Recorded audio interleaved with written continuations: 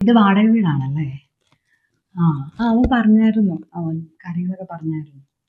മോള് ജോലി ചെയ്യുന്നുണ്ടല്ലേ ഇപ്പൊ? ആ, എവിടെയാ ജോലി ചെയ്യുന്നത്?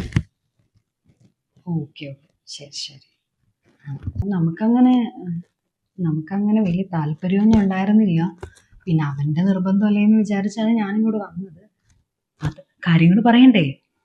അല്ലെ, കാര്യങ്ങൾ പറയണ്ടേ തുറന്ന്? ഇപ്പൊ ഇവന്റെ മൂത്തതിനെ ഞങ്ങൾ കൊടുത്തതെന്ന് വെച്ചിട്ടുണ്ടെങ്കിൽ ഭയങ്കര ആർഭാടായിട്ടായിരുന്നു. ഉം, അവിടെയൊക്കെ ചോദിച്ചാൽ അറിയാം, 19 പവനൊക്കെ കൊടുത്ത് അതിനകത്ത് എല്ലാം ചെയ്തിട്ടാണ്. അപ്പോൾ ഇവന്റെ ഒരു കാര്യം വരുമ്പോൾ നമ്മൾ അതനുസരിച്ചുള്ള ഒരു അലയൻസ് ഒക്കെ നോക്കിച്ചത്. പക്ഷെ പെട്ടെന്നാണ് ഇങ്ങനെ, നമുക്കൊന്നും ചെയ്യാനും പറ്റത്തില്ലല്ലോ. പിന്നെ ഞാൻ വിചാരിച്ചു ഇവിടെ ഒന്ന് കണ്ടിട്ട് പോകാമെന്ന്.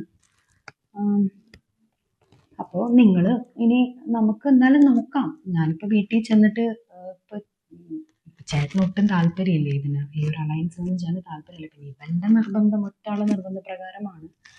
അപ്പം നമ്മൾ അതനുസരിച്ചിട്ടുള്ള കാര്യങ്ങളൊക്കെ സംസാരിക്കണം. പിന്നെ സംസാരിക്കണ്ടേ? അല്ലേ, അതൊക്കെ സംസാരിക്കണ്ടേ?